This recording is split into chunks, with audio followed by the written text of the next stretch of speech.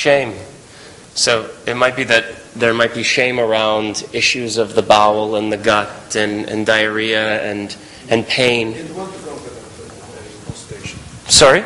He didn't want to come. He was pressured by his family. Pressured by his mother. So that simply acknowledging, for the doctors, acknowledging in advance that this is extremely hard for him to share, that there might even be a stigma, a little bit of a stigma around addressing those issues might be helpful.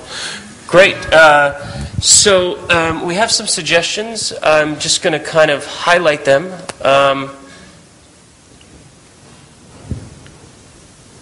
Sorry, that's okay. So, Dr. Drossman, we have some suggestions. You've heard a lot of them. Just to kind of recap, maybe a little more listening and a little more time listening. A little more empathy and listening to specific stories. I thought I was empathic. Okay, thank you, doctor. It seems like the patient has concerns. If you might validate them a little and recognize that this might be very hard for him. Those were 3 of suggestions, and you might have heard a few more. Would you like to try it again? Yeah. Great. Okay.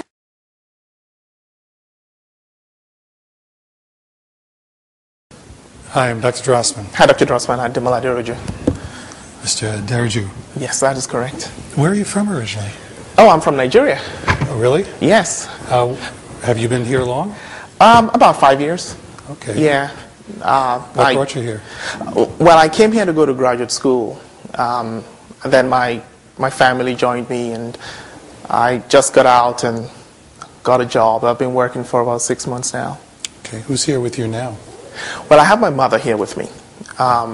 But I actually live with my fiancée. We're getting married in about 6 months. Very nice. Well, I'm interested to know how I can help you with why you're here now. Well, I have this problem. I've had it for years, actually. It has gotten worse over the past few months. I have this heaviness in my stomach, which has really been bothering me. I've seen many different doctors. And one of them said I should come and see you, that you'll be able to fix it. Okay, heaviness. And any other symptoms with heaviness that you can describe? Well, I guess you could call it pain. Okay. How bad is the pain? It gets very bad. Okay. It has completely disrupted my life. So it's affected your life as well. Oh, it's terrible, Doctor. How bad is the pain? How much has it affected your life? I can't even stay at work most days. I see. And this is a new job. I think I'm going to lose my job if I don't get this under control. Okay, well, I sure hope we can work to try to get things better for you. Oh, I really hope you can fix this, Dr. Drossman. Are there any other symptoms besides the pain that you're having and the heaviness? What type of symptoms? Well, I mean, people can have a variety of problems, and it can get so bad that sometimes they can have problems with their bowels. Might even have constipation or diarrhea or both. It can be very upsetting to people. Yeah, I guess you could say that I've had some problems with diarrhea. I see. And how has that been for you? It has been very bad. Okay. Has it gotten bad where you can't quite make to the bathroom? I know that sounds hard to talk about, but it happens to people who have these conditions. Yeah, that has happened a couple of times. Okay. Well, it sounds like we have to get working on this. What do you think is going on in terms of your symptoms? Why do you think this is happening? I have no idea. I mean, my mother has her own ideas about what is going on. She thinks it may have something to do with the food I'm eating now that I have moved out and I'm living with my fiancé. Because she had always cooked for me, and she would, cook the traditional Nigerian foods and things like that. But my fiancé cooks different. So my mother thinks it has to do with that, and I mean that itself is a problem. Arguments and the stress around that itself makes my symptoms worse. It sounds like this could be very difficult between your mother's views and your fiancé. What about any other possibilities? Well, my mother thinks I'm not quite sure how to put this, but she thinks there may be a spiritual component to this. She actually didn't want me to come here. I mean, she wanted to take me to church so she could have some of the church elders pray for me.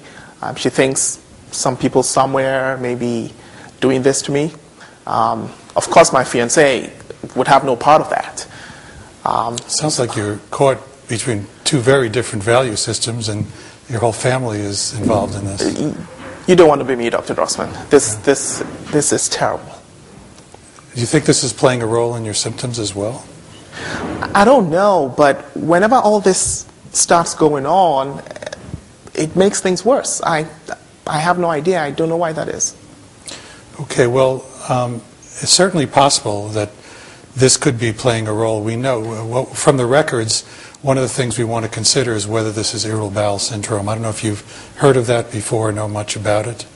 No, not really. I've been given some medicines in the past, but no, I haven't really heard about that condition. We understand this, you know, the bowel can react to all sorts of things in your life, dietary factors, hormones, even stress. Oh, really? And the body, and with irritable bowel, the body overreacts to it. It over-responds. I see. It's like you're getting a heavy dose of something. Ah. And if that's what it is, we have to try to find ways to manage this. And that's what I think we'll be looking at if this is what you have. There are medications that can be used. I can name several that we can consider. I don't know if you have any preferences about that at all. Well, whatever you think is going to work, Dr. Drossman, I will take. I just want you to get this fixed. Okay. Well, I think when we're done, I'll mention some of the medications, give you my thoughts on what we might want to consider. If one doesn't work, we might consider others as well. Okay. Great. Okay. Let's give him a round of applause. That's it, right? Great. So he learned quickly. He learned quickly. It couldn't have been done without all of your suggestions. Yes.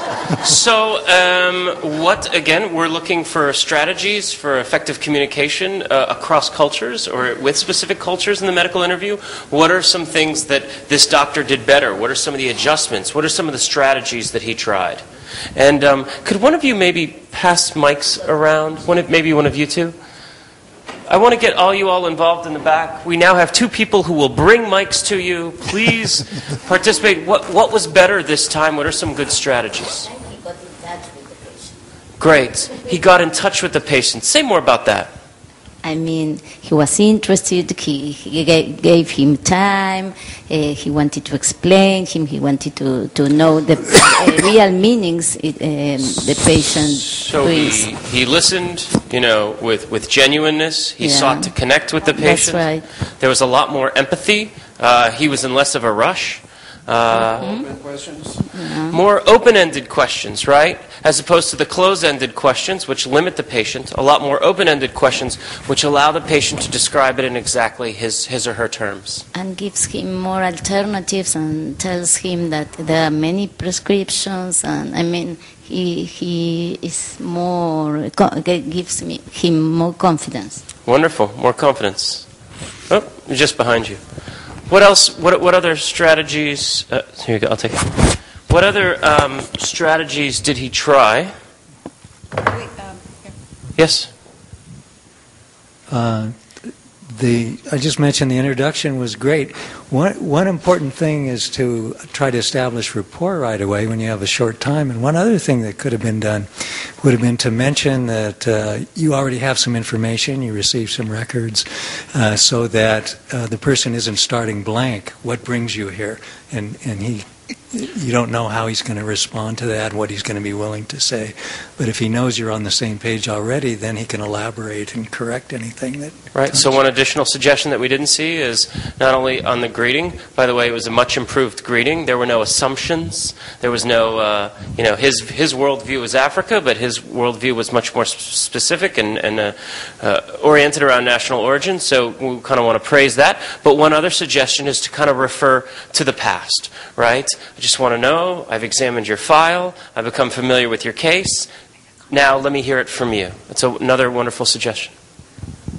Yeah, when you give a diagnosis of the IBS do you think we need to give a little bit of explanation what is IBS for your patient, and make sure your patient, feel, I think that's an excellent suggestion. Right. We saw much improvement around that from the last time to the first time. He didn't blanket this, he didn't kind of make a blanket statement that it was IBS and it couldn't be anything else. He threw it in as a supposition, as a possibility, but one other thing might be an explanation. It's a functional disorder. Dr. Kat, I mean, you're absolutely right. What we were trying to do was to match the other. But, of course, in a real-world setting, I get a little bit more understanding of how he sees it and then respond to that with more time. Sure. Wonderful. Yes. Sorry, over here and then over I there. got the microphone, so I guess I went out. You're up. One thing I thought was important as a patient advocate is that this time Dr. Drossman, instead of telling him what his issue was, he talked more globally about it as these conditions and how they affect people. He sees people all the time, and it wasn't so specifically this is your issue as much as people deal with these things. It's more other people about that it happens, that kind of. The patient feels less alone, less isolated. Wonderful, thank you. And also the physician was more receptive to the interactions with his family. I mean, the problems that his, these problems with his mother and his fiancée, which may be having some effect on his symptoms, which was very important. And again, this might come up again, but just how very small changes in the medical interview can make just a vast bit of difference. One simple line like, wow, it seems like you're caught between two very powerful forces, gave him an opportunity to expand on it and to feel more comfortable. Wonderful. And over here? One thing I think is important, sometimes I ask my patient, what's the thing that bothers you the most? Try to hierarchize the symptoms. His diarrhea is more important than blood. So I have time to work on diarrhea and then leave pain and bloating for a second moment. Wonderful, wonderful. Great. I just wanted to say that I think it was a marvelous case. The only thing perhaps to add may be a little bit questions about employment and problems with his job. So he kind of said that he is worried about losing his job, but perhaps some more questions about what is going on there, because maybe additional stress is incurred due to his employment problems. Right. Additional thing I would really probe on his childhood and the history of abuse, for example, whether there was anything there, and I'm not sure whether it's been tackled in first instance. Great. So gentleman brings up an excellent point about psychosocial issues and their tremendous impact on the gut and on this medical interview. Let's give these two a round of applause.